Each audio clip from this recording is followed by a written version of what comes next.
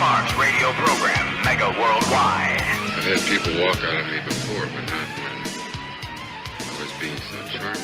Video streaming at HalSparks.com. I don't care for you or for the putrid sludge you're troweling out. Damn puss-faced little pimp stick. True progressive talk. Might be a good time for you guys to give up. Welcome to the show. Thanks for sticking in with us every Saturday. Joining us right now is Philip Ittner, who is pretty. How far are you? 20 kilometers from Bakhmut? About 20 right kilometers from the front lines in Bakhmut. Yeah, in a town called Slovyansk. Yeah, and Johnny Million is still with us. He's going to be farming questions from the chat group at twitch.tv/HalSparks. And then, of course, infotainmentwars.com and from our Facebook page for Philip while he's there. But I guess, I mean, that in and of itself is a big piece of information, just the fact that you're as close as you are to Bakhmut. So give us the update from your, like, how'd you end up heading there right now? What's going on? I drove out yesterday. It's about an 8-hour drive, give or take, from Kiev. Yeah, about 8 hours. And got into Donbass, got to Slovyansk, checked into our hotel, and then this morning woke up pretty early in the morning and drove as close as we could get to the front lines. We got to a town called Chasiv Yar. Chasiv Yar is about 5 kilometers away from the front line, so we could hear the small arms fire. We had incoming artillery rounds. We had outgoing Ukrainian artillery rounds, which it has to be mentioned, vastly outnumbered the incoming. So the Ukrainians were firing a lot more at the Russians with artillery than the Russians were able to respond. And we do know that there's an ammunition issue on both sides of the equation. But from today's anecdotal evidence, it seems the Russians are suffering from a lack of artillery rounds far more than the Ukrainians are. We saw a lot of armor. We saw a lot of top of the line Ukrainian soldiers, combat experienced veteran soldiers. I would say they're top 10% of their military was. We saw a couple of different units from a couple of different companies and regiments and what have you, divisions. And the overall atmosphere was, there was no panic, there was no anxiety, there was no undue stress. It just does stress. seem as though they are prepared. Right. Undue stress. I mean, they're in a war zone and shells are coming in, so there's that, but there was no sense of like panic or it certainly wasn't any kind of rout or uncontrolled retreat. They were setting up defensive lines. So even if Bakhmut, I contend, having seen what I saw today, is even if Bakhmut falls, it will not be a breakout. It will not. The Russians will not break out of Bakhmut and come flooding west. Certainly. Now there are routes going north and south as well, and Chasiv Yar is the next town after Bakhmut on the roadway heading west. So the Russians will have to go through Chasiv Yar next, and it's taken them months to go through Bakhmut. So setting up defensive lines in Chasiv Yar just means that they break out of Bakhmut and they go 5 kilometers, and then they run into another wall of Ukrainians, and there will be more dead Russians. Rinse and repeat, exactly. Yeah. They were well fed. They're getting paid on time. There was no bad. I mean, they were a little kind of, oh God, here comes the journalists. So we're going to get pestered by journalists. That was the most negative emotion I ran into today. It's now, having said that, the citizens of this town, Chasiv Yar, we saw at least 2 families that were getting out of town because they were like, if the war comes here next, we don't want anything to do with it, and we're already starting to get shelled more than we used to, so we're out of here. I got in the, I'd say 3 hours we were in the area, 2 to 3 hours we were in the area. we got 2 incoming rounds from the Russian side of things. Mm-hmm. The outgoing rounds coming from our Ukrainian artillery was almost constant. It was every 3, 4, 5 minutes a round we'd hear a round go out. Mm-hmm. So the Ukrainians are pelting the Russians, and the Russians are not responding, at least not in that town. And it's an important town because it's the staging area for Bakhmut. It's now becoming a defensive position. So it would be a viable target for the Russians. And we didn't get hardly anything. We heard a lot of small arms fire. We saw some tanks maneuvering around. We saw lots of infantry fighting vehicles. The town is deeply damaged. There's been clearly some heavy shelling, but it's good to get up to the front and get a taste of things and see what the atmosphere is like, because otherwise there's no substitute for actually being on the line, which is why I continue to have my issues with those who just regurgitate Kremlin talking points, because as I say, there's just no substitute for physically being here and talking to people and knowing what's happening here, because otherwise you're subject to somebody else's narrative and you're just regurgitating stuff. So well, it's like an evil version of telephone, where no matter what's said on the other end of the line, you've already made up your mind what they said, which is, that's effectively what the Tankies and the Ritters of the world are actually doing. They've already decided that whatever news comes down the line means Russia's winning, and and that's that. The Guardian is reporting from just 11 hours ago about I'm not quite sure what the timing is of that. Bakhmut has become, quote, a killing zone. And that one of the things about the operational pause of the Wagner Group, which, again, highly debatable, the meaning behind that. And, there's no way of really knowing. And there's so much mucky stuff between them and the Russian government right now that it could be a myriad of things. But the idea that they would pause as this was happening when they were supposedly right on the brink of taking the place is really curious. But that they're just that's another thing, and that's another thing I learned from talking to Ukrainian soldiers today, is that they were eyewitnesses, and so yes, I am one step removed, but these Ukrainian soldiers were telling us that they're slaughtering Russians, they're just slaughtering them. And whether or not that's Wagner guys, probably was Wagner guys, that they're just disproportionately. The casualties are on the Russian side, not on the Ukrainian side. They have decided that Bakhmut is the place they want to take, and while the Ukrainians may start some sort of strategic retreat, withdrawal. I don't want to say retreat, but essentially a retreat to this secondary line of defense in this town I was in today. They're going to make the Russians pay for it with every inch. Every inch they're making them pay for it, and it's as many people as the Russians have, and they have hundreds of thousands of people that they can call up. It's not, it's not limitless, and there's going to come a time when either they really do run out of people or public opinion turns against them. But from what I was hearing from Ukrainian soldiers out on the front lines today, who were not in any way, they weren't scared. They weren't running. They were preparing to kill more Russians. And the attitude was, if the Russians want to come here and die, we will afford them that opportunity. We will happily oblige them. him. Right. Yep. Well, a couple of things that have happened. And by the way, in the next, when we take a break in a minute, when we come back, we're going to take some questions since we already have some for you. And because you're so close to the front lines currently, I'm sure that will populate even more questions during the break. But a couple of funny things that have happened during this that we might consider is that Russia declared the World Wildlife Fund a foreign agent yesterday. But because they're, they targets go, they sure can pick them. And at this point, Russia's apparently hit, up to date, has hit Ukraine with 40,500 plus or minus missiles. And the strike ratio is shockingly low.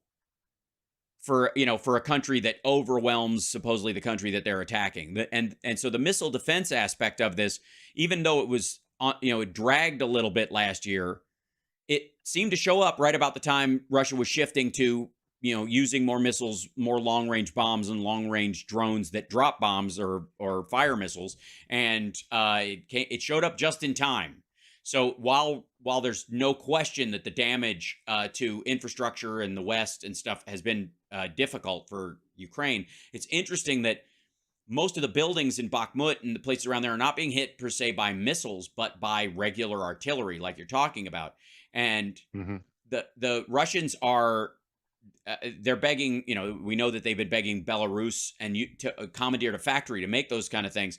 The Ukrainians aren't expecting to even dip into their hard reserves until July.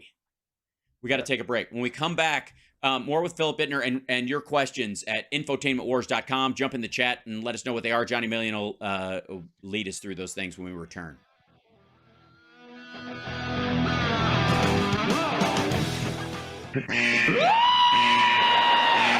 Attention, stop what you're doing. Because we're coming back to the Hal Sparks radio program, Mega Worldwide. They went a little crazy with it, and I appreciate it. Now let's get back with Hal Sparks radio program, Mega Worldwide. We're going to jump right into the questions. Johnny Million's going to go through theirs, but there's a bit of breaking news in that less than 24 hours ago, people were talking about that Bakhmut was going to be seized by the Russians anytime now, that it could very well fall. That 3 days ago, the NATO commander said it's a possibility that it could fall. Now, I guess one of the UN people who's overseeing it, who's been looking at it, and let's see, UK Ministry of Defense actually was the one who said this, said that it's now become incredibly challenging for them, and it might have just been effectively a rope-a-dope politically to draw the Russians into thinking they could make a real hard go of it by just sending more men, and it didn't work. And that might be why the operational pause is happening. Let's go with the questions. One other quick thing I want to say before we go into questions, though. Sure. When we were going to break, you were mentioning the fact that a lot more artillery was used in Bakhmut than say missiles or things like that. I have to stress, every time I come out into the Donbass and I get kind of into the fighting region, it's where you really see the impact of this war. There's hardly a building, hardly a street, hardly a town that has not been shelled or has been in the midst of some form of combat or another, and it's utterly heartbreaking. I will be posting. I'll be here for about 4 days in the region. I'll be posting photographs the entire time. So go to my Twitter feed, just simply my name, Philip with one L, Ittner with two T's, Ittner. I will be putting photographs up. I'll be posting stuff, and then ultimately I'll be doing a YouTube vlog about this. But it's the thing that always reminds me. We get shot at in Kiev, we get shot at in Lviv, Odessa, all the towns that I've been in central and western Ukraine. But when you come out here to the Donbass, you really see the devastation, and it's disgusting, and it's heartbreaking, and it makes you wonder why, what for. There is very little here. This is an impoverished part of the country. There's not a lot of resources, and yet the Russians have decided that they are going to tear this part of the country apart, and it's sad to see the devastation. So I urge people to go and take a look at the photos I'll be posting over the next couple of days. Will do. So questions. All right. Yeah, what do we got, Johnny? All right. So David Fisher has apparently asked this a few times, and I have not caught it, so I apologize for that. What do we think about sanctioning money managers of Russian oligarchs? I mean, yeah, sure. Hit everything. Hit oligarchs' families. This is all filthy blood money. It's all of it. It's also corruption internally within Russia. This is brought to the fore so many different issues that exist when it comes to Russia and the kind of country that's been built in the post-Soviet era. Putin's Russia. It's a kleptocracy. It's brutal. It's cruel to the Russian people as well as to the neighbors and to the international community. I mean, there's filthy blood money in London, New York, and Paris. Hit their money managers. Absolutely. Hit their their offshore accounts, take their yachts, take their mansions. There's nothing, because there's no oligarch that doesn't have blood on his hands. You don't get to a position of power in Russia unless you are complicit in some way with the system that Putin has established. And that system is built on suffering, and it's built on blood and cruelty. So I am all for finding the people, the bagmen, and shutting them down and taking everything they've got. Not a problem in my mind. Also, on that, in line with that, moving them out of the SWIFT system and the other sanctions would already do that with any Western money managers that had been working with them, lest they have to shut down their business or whatnot. So a lot of those guys, their quote unquote money managers at this point are under the table criminal enterprises and implement the Magnitsky Law wherever you possibly can. Yes, Bill Browder's Magnitsky Law, which punishes anybody who benefits from Putin's regime. So the Magnitsky Law, kicking them out of SWIFT, all of it. I'm all for it. No more kidding around with these people. Right. Go ahead, Johnny. We got a question from, I've never said this one out loud, B.PE. Why don't they bring this critical equipment into the UK on the C-130Js? I presume what you actually mean is sending it into Ukraine, not the UK. That would make a lot of sense. Another UK. On C-130s, I mean, the problem with sending in on C-130s is that they're fixed-wing aircraft, and they're large and they're relatively slow. So I do know that some cargo airplanes have been flying into Ukraine, but not in any vast numbers. But they're, it would be a target of opportunity. It's just, and that's not to say a great target of opportunity, but I mean, it's just a C-130, like a Berlin airlift kind of system, because that's what you'd have to do. It's just better descended by rail. It's safer, more reliable, and it can be done with a lot more. It can be done a lot more in secret than putting an aircraft in the, up in the sky in Ukrainian airspace, because the Russians will see it. I mean, again, a lot of it also has to do with the just sheer weight of how much you can transport as well. The C-130, they're big. The C-130 is a fantastic airplane. I've flown in C-130s many, many times. They're great aircraft. But the risk to reward ratio is just not worth it. There you go. So hopefully that helps. And Johnny Million, I think we got time for a couple more. So yeah, sure. Yeah. So Ed's 3D Tech asks, what about? Are you going to make it, Phil? Yeah, I'm good. What about JDAMs and Russian losses at about 70.3%? Russian losses of what at 73%? Does it Not say sure. what? JDAM? I mean, JDAMs are, let's give the Ukrainians as many JDAMs as possible. These are kind of penetrative air attack missiles. Yes, absolutely. Give them. Look, this is kind of. It's almost the same answer that I'm giving to going after the money managers and stuff. Let's stop doing incrementalism. Let's stop half-assing this thing, if I could say that on the air. And you may. Let's go for it. Look, Putin's Russia is a threat to its neighbors. It's a threat to the global community. It's time that we really accept the fact that that Russia is Putin's Russia is a threat and needs to be no kid gloves. And they don't. Look, back in the day, Reagan took the stance that the only thing they understand is strength. Sadly, it's one of the things that that is true. Reagan got that right. I don't agree with a lot of what Reagan did. I remember Reagan's administration. and I didn't agree with it then. I don't agree with it now. But he got that right. When it came to the Russians, they do only respond to strength, and they themselves. If you really get into a conversation with Russians, they themselves will acknowledge that they perceive that conflict and power relations are perceived very differently in Russia than they are in the Western world. And it is not just to say, because this is something that the Americans have said about Arabs. This is something that the Americans said about any enemy. Take your pick. All they understand is strength. But sadly, due to the way Russia has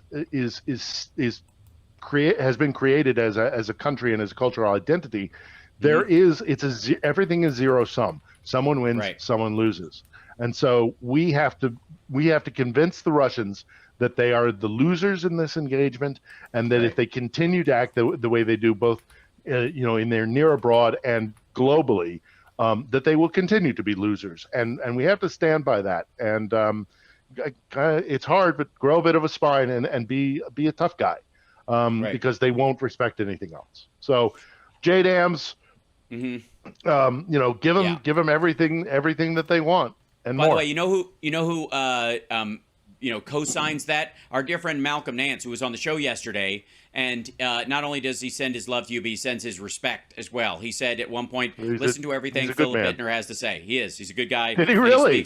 Yes, he did. He said Philip knows what he's talking about, and he noted that you're doing it from the sort of personal aspect of it, which is one of the things people miss when they start doing sort of the football stats aspect of a war, is the humanity that's involved in it. And what happens when you do that, we gotta take a break in about a couple minutes. So we'll have more questions from our chat after the next break. But one of the things that stuck with me is a lot of people, in the faux peace movement that did that little like pro-Russia thing in D.C. where all those folks spoke, and Kucinich and that crowd, people who I normally would respect and appreciate, but who have lost their minds. I would like to remind them that a lot of them were saying like, we need peace in this circumstance. The Ukrainians have to be brought to the table to force this peace movement forward. And I would say to them that this is precisely the I hesitate to call it left wing, because I'm not quite sure where they truly stand ultimately, and that's a moniker that you have to earn. But that this is another version of fighting a war for oil. That effectively what they're saying is, in the same way that right-wingers and Trump were saying we should go into Iraq and take the oil or keep the oil, and we were going no war for oil, the faux peaceniks on that side were effectively saying we want peace in the world so much that we'll allow Russia's war. War for peace. We are, like they believe that was war for oil. This is war for peace. These people. I understand the sentiment. Right. I understand the sentiment. Nobody likes war. Right. What my point is that what is oil when you really talk about it, besides the profits of companies? It's it lubricates society, and we all run on it, our entire society. We want to go back to normal, and they were saying don't fight an oil just to have normalcy. Don't fight a war just to have dominance and comfort, right? The West wants comfort and all this profit. What's the difference between that and saying let Russia have Ukraine so we can all sit back and not have to worry about a war going on? And that's effectively the same thing. They are the same as the neocons. It's just an inversion of the principle. We'll be back right after this.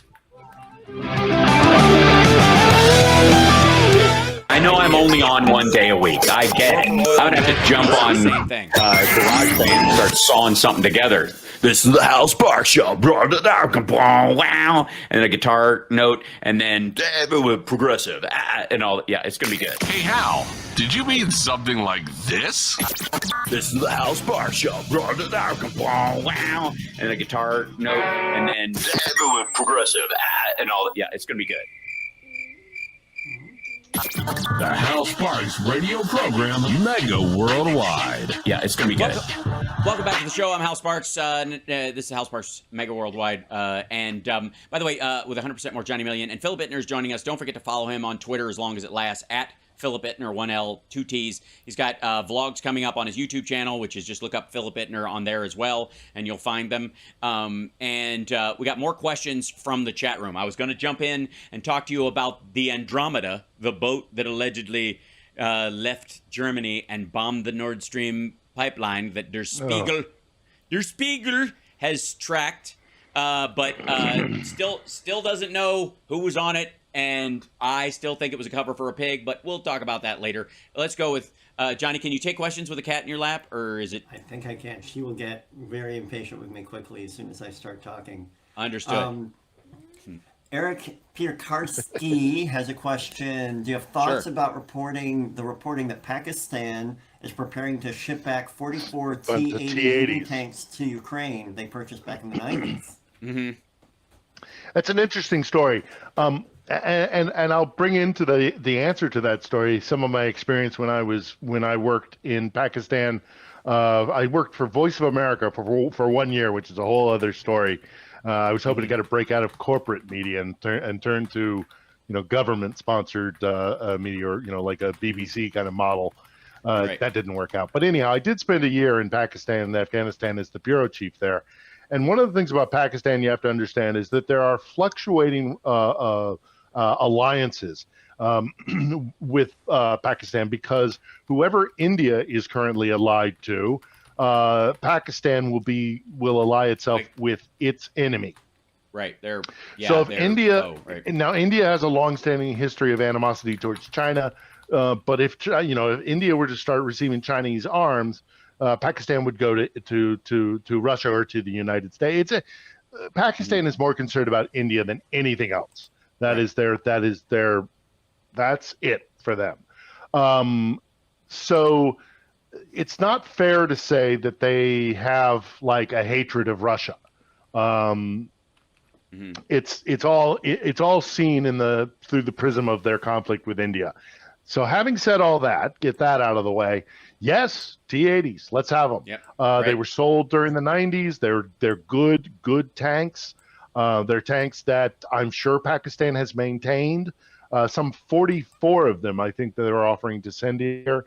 And those are tanks that the Ukrainians are comfortable using.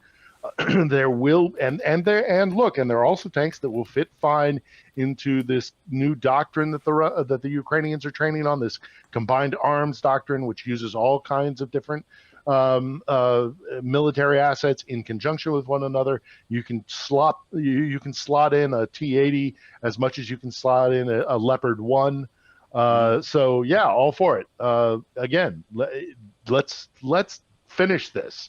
Let's get all the weapons that we possibly can here, and let's finish this war, and let's make sure that Russia never comes back. Never tries to do this. Yeah, never tries to do this. Never tries to do this again. And the T-80 is a fine piece of kit. So I'm all for it. Yes, send them, Pakistan. Also, for the record, I want to thank everybody who's super chatting during the show, because we, unlike a lot of other shows, don't make people make people super chat to get their questions heard. So in a lot of ways, the questions that are coming up, the super chatters are supporting those. So thank you guys for that. If you've got a question and you want to do the super chat at the same time, knock yourself out. But that's not our standard. And Johnny's doing a bang-up job going through them. On a side note, by the way, as always. Yes, Canada has stopped buying aluminum and I don't want to say tin, but they've stopped buying aluminum from Russia. They put a 200% tariff on Russian aluminum imports in the United States. We did, and then the EU already blocked steel products last year. Canada is now not getting aluminum from. By the way, the primary source of aluminum that's used in the Chinese factories for Teslas, Russia. So yeah, no surprise. So you wonder why Elon Musk has Putin on speed dial. So let's grab another question there, Johnny. Yeah, this kind of a request from the Jigmeyer. Please tell Phil to stop giving his locations. The Russians don't play fair. The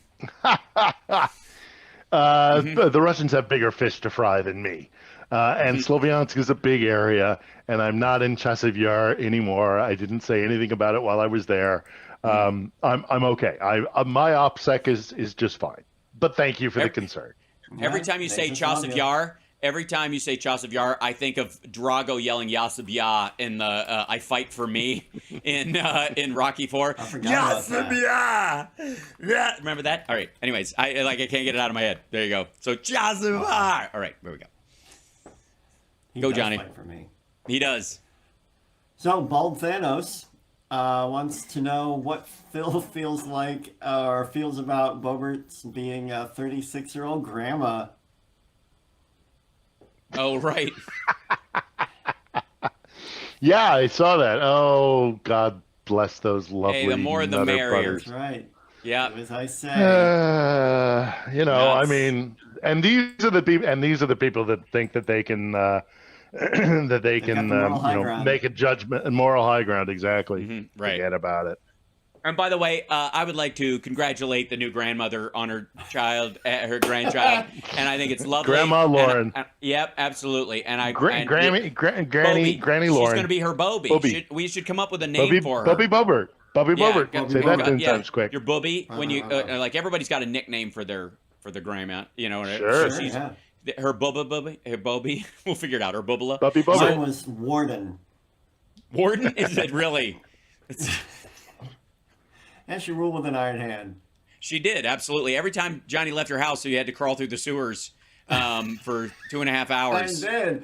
Right. I will make it on the outside. Dressed as an accountant. Anyways, so let's grab another question before we get down a really silly. So the Guitar Goddess asks, do you think the Russians will run out of men soon? At some point, yeah. I mean, we're not there yet, but they are. I mean, they're dying. 700 to 1,000 Russian soldiers die every day in Ukraine. That's unsustainable. Guacamole. Yeah, 700 to 1,000 soldiers die every single day in Ukraine, and that is unsustainable. Now, will they fully run out of men? Will they go to the last Russian male of fighting age? No, the society will collapse before that. But will they go through, 500,000 men before they finally get it into their thick skulls that they can't win here? I mean, it's happened before. That they have a preponderance of losing men that we would never put up with in the West. Right. So I sadly think there are going to be hundreds of thousands of more Russians before this is before this is over. I don't think the casualty rates will be anywhere near that in Ukraine, but whereas the Russians will just send their soldiers off to be cannon meat, is what they call it, instead of cannon fodder. The Ukrainians will continue to train their men and try and keep them safe, and and the other thing is they will pull wounded Ukrainians off the line, get them into hospitals so that they can recover, and sadly they'll go back to the line. Whereas Russia is not structured that way. We've heard tons of stories of Russian soldiers, if they get wounded, just being left behind to bleed out for a variety of different reasons. So the sad part of it is a lot more Russians are going to die before this is over. A lot more Ukrainians are as well. But Ukrainians who die, I don't know if you saw this funeral that was conducted in Kiev on Friday for this soldier whose nom de guerre, or name of war, was Da Vinci. It's deeply sad, but it is also the people that were spoken to at the memorial were like, we have to make sure that his sacrifice wasn't in vain.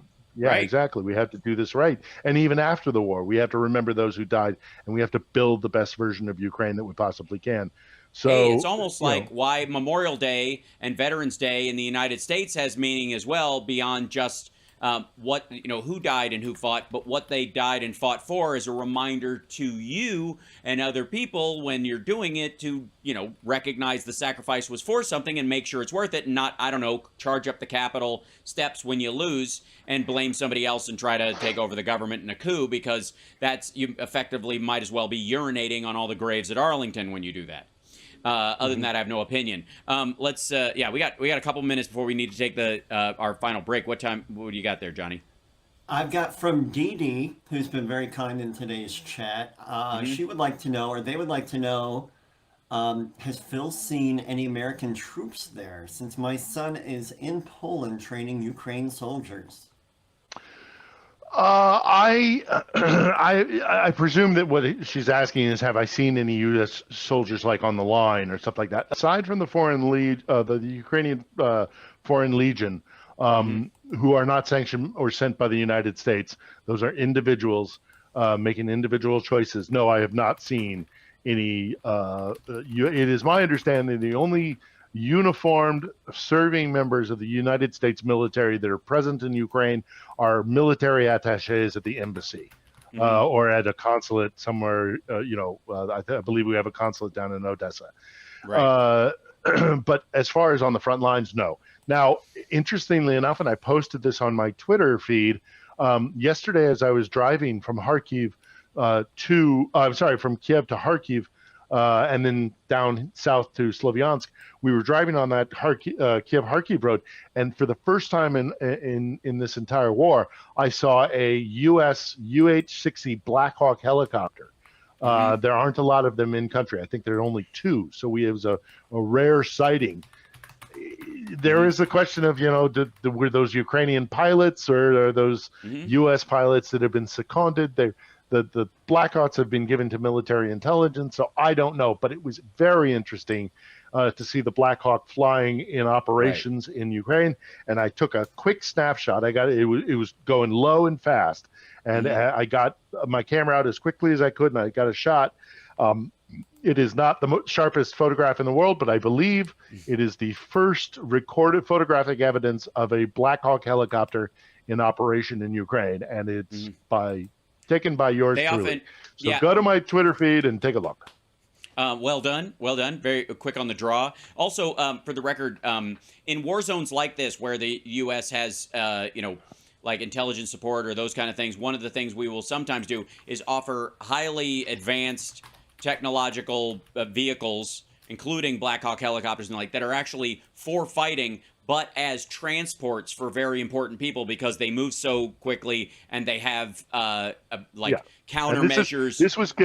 This was given to the GUR, which is the military intelligence service, and that would be VIPs.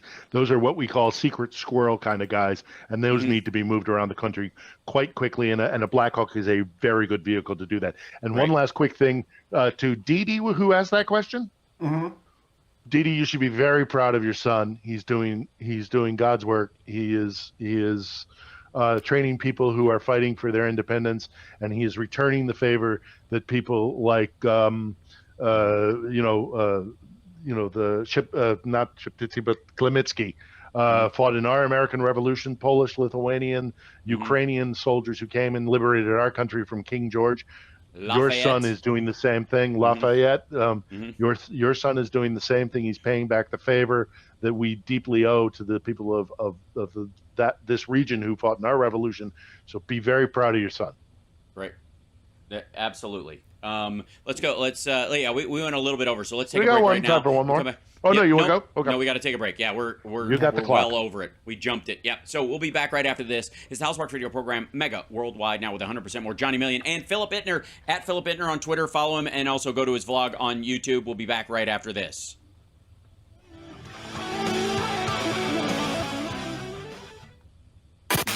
You're locked into the Housemarque Radio program, mega worldwide. I don't know if this is a fact, but there's some reporting, I guess, in the chat is mentioning that Jimmy Carter may have just passed. He had returned home for hospice care to live out the remainder of the illness that he was fighting at home, surrounded by loved ones. He may these kind of stories leak out and then don't go, but I think it's never a bad time to remind everybody, not only was Jimmy Carter a good and decent human being and a great example for what a post-presidency should look like, what a general retirement should look like almost for any human being. The man built houses for Habitat for Humanity. He was a man of faith and honesty. He was a good soul. He was memed by the right for a very long time, using the financial circumstance that he was in when he took office, and the battle about oil reserves in the world that was going on at the time was laid at his feet and used by the Reagan campaign when they were coming in as an excuse to belittle him and the United States itself while they were trying to, shoehorn Reagan into the White House. And ultimately, the reality is the tale that will be told is that Jimmy Carter is one for the history books Period. End of story. If he's still with us, I love him, and if he isn't, I love him, and I am grateful that he existed in my lifetime. Here. Yeah. So that I just that needs to be said. There's a 2 days ago. It's one of those times when somebody who passes. I mean, none of us get out of here alive. It's coming for all of us. But what an extraordinary life that man led, and what if indeed he has passed, and an example for everybody. So sad, but what a great life. Exactly, and just to the last, as a human being, just living a good life to the last. I think that isn't it's really heartwarming to I can't, what picture of Jimmy Carter I have in my head, because when I was growing up, and I don't, we're all basically in the same zone of Gen Xers where we would probably a window close at least of the same kind of a experience of him. It's kind of like 70s hairdo, him and Rosalind, like that teeth. One black and white pictures in the Peanut Farm and the kind of gags around that, and Dan Aykroyd's masterful bit of Jimmy Carter talking a guy down from a bad LSD trip, which you have if you have not remember that at all. if you have not funny. seen that SNL sketch.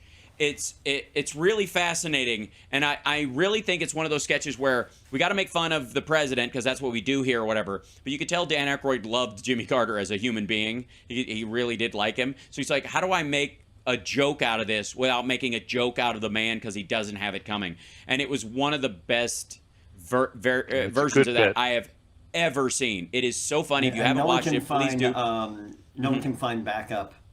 Well, that is true. The Carter story, yeah. Well, I will say that if he lives another 10 months or 100 years, or they cure what he's got and it's magic and they stem cell him back to life, I don't care. Everything I'm saying about him is absolutely true right now, and that's good. Yep. And it's worth saying. There is also, but the other picture that I have in my mind, and I'm curious about your guys' take on this, is the one where he's working for Habitat for Humanity with his black eye. Remember when he fell in the kitchen and he hurt his eye, and he went back to building out, and he's hammering nails, and mainly because the screw gun was a bit heavy, but so he was not doing that stuff, but he was hammering nails into a house that somebody lives in right now. Somebody lives in the house that Jimmy Carter, with his black eye from falling over it, and at the time 89 years old, whatever it was, 90 years old, hammered nails into your roof. That's amazing. That's a beautiful thing. That place should be a monument. Jimmy Carter's house is everywhere. His warning about American oligarchy, I think was very prescient and something we should be conscious of. He's a wise man. He is, if he's still alive, someday shall be remembered as. Yes. Indeed. Amazing guy. Amazing. Okay, guy. So we will. Let's hope he's alive. Yeah, well, let's hope so. But at the very least, we appreciate him, and it's good. It's worth saying in this moment. It's a good reminder constantly. Here. And so let's end with a few more questions, Johnny, if we can. Here's a lighter question from Karma Raven. Sola is a Ukrainian food. What does Phil think? Sallow. Sallow. It's pig fat. We had some in Chicago. Yeah. Yes. Why didn't you ask it is bacon without the. It's bacon without the meat. Basically, it's not all that pesky meat. It's just pig fat. It was so it's good. Delicious. It's delicious. Really dark bread. Well, I don't think it's good for you. You and I have had a conversation about that in the past, but I don't care if it's good for you or not good for you. I think it's delicious. I love salad. The bread especially is the bad chopped part. up with some garlic. Ooh, yes. Yeah, the bread's the bad part. It's the delivery I system recommend that's everybody the try it. I recommend everybody find a Ukrainian restaurant in their area and go experience the cuisine. And if nothing else, just also just show some support for your local Ukrainian diaspora, folks. That if you can find a Ukrainian restaurant near you, go check it out. Try some salo yourself. Try some golubtsi, which is meat in cabbage. It's a cabbage roll, basically. Try some vareniki, which are dumplings of any different kind of variety. Ukrainian food is it is hearty. It puts meat on your bones for those cold Ukrainian winters, but it's also delicious. And if you can get some of the horseradish vodka, try a little of that if you're a drinking person. Oopsie is what I say when I spill glue. But yeah, go to your local Ukrainian restaurant, try out some of the food. You won't be disappointed. And then tweet a picture of yourself there love to both Philip and me and Johnny, to all three of yes, us. Please. Like, on our Twitter handles or and or show on some love Spoutable, for wherever Ukrainian people. Yeah, that's right. Okay, Johnny, maybe we got another one. We got another 5 minutes or so. Miss P Dubs, has Ukraine made any strikes into Russia lately? Lately, lately is the operative word in that question. I don't think there has been anything that pops into my mind lately, but they continue to do. There are fifth columnists and there are guys inside Russia who are working on Ukraine's behalf, blowing stuff up and that kind of stuff. There are the occasional drone attacks. There's some their own homemade kind of cruise missile that they've shot into Russia, but I can't think of anything that's happened in the last, say, 5 days, week or so. But it's imminent. It'll always be there because they don't intend on taking any Russian land, at least pre-1990, land. The dispute is Crimea, whether or not Crimea is properly Russian land or Ukrainian land, and that gets into a whole other bunch of stuff. They do not intend to take any land that was not theirs prior to 1991. I can tell you that. There's no interest in Ukraine doing that. But they will attack their factories and they will attack their military assets within Russia. And if it hasn't happened in the last week, I wouldn't be surprised if it happens, anytime. So a week ago, just so people know, there was an explosion at a factory about 100 miles. There was a military base. Yeah, it was 100 miles from there. And then 2 weeks ago, there was an explosion at a bomb-making factory. A woman was killed. It literally sounds like somebody dropped a bomb on its nose and boom. But that blew up the factory. And again, you're talking about a munitions factory where they're making the stuff they need and they're already behind. They're killing Ukrainians with it, so it's legit. And then they blew up their own selves in this. But the mystery explosion was in Kolomna near Moscow Thursday evening a week ago. State-run news said RIA Ravosti reported, citing the city administration. Cause is unknown. Footage circulating online describing the explosion as being preceded by a loud whistle followed by smoke and a glow. So you can draw from your own beliefs about whether it was a missile or whether it was a drone attack or whether they fired it themselves by accident. Because again, the Russians are scoring on their own goal constantly. It's very weird. That's true. But they're doing it. Okay, another question. We got a couple minutes left. 2 more minutes probably. So Zemirmin asks, should we be worried about the hypersonic missiles Russia has been bragging about? And Siha's also asking, how bad was the hypersonic missile attack? No, we shouldn't be worried about it because they have a limited amount of them, and they're going through them faster than they can produce them. I've been under fire I slept through the one in Kiev because it was so early in the morning, but I've been under fire from a hypersonic missile. I got it when I was in Odessa. It's a very odd feeling, and it is terrorizing. It is a completely different kind of munition. It hits with such a strong impact because of the speed in which it's going that it has a very odd kind of impact result, and it's really disturbing. It's very upsetting. But should we be worried about them in terms of some sort of larger strategic aspect? No, not really. Can we get one more quick one in? You think? I think we can do it. Come on, Johnny. Yeah, so David Zapin asks, does China hope for better access to Ukraine food stuff? I mean, sure. After this is all said and done, I mean, unless they start providing weapons, they did some sort of symbolic thing where they said they were going to like fix some things and send them back to Russia, but they're not going to be providing weapons. And as long as they don't cross that red line, after this is all said and done, I mean, Ukraine's going to be in business again, and they're going to want to sell stuff. They'll sell them to China, and if China wants to buy, their money's as good as anything else. Yep, food and medicine are not a problem. That brings us to the end of the show. I really appreciate Philip being here. He'll be with me hopefully again on Wednesday. We'll try to track this out and keep us up to date. Keep watching my Twitter. I will be reporting from the Donbass and the frontline area and the combat zone for the next several days. So excellent. Follow along. I will also be. I've got a Tuesday's the Jam, so I don't have a show that day or whatever. But at some point, Johnny Million and I are going to be on his live stream. We're going to figure that out as well. We'll announce that soon. Ron Filipowski will be on my morning show on the live stream on Monday morning. He's my guest then, and then Philip, and then a surprise guest on Friday. Yeah, we'll see you next week. Thanks, Chicago. Thanks, everybody. Take care of yourself. And take care of somebody else.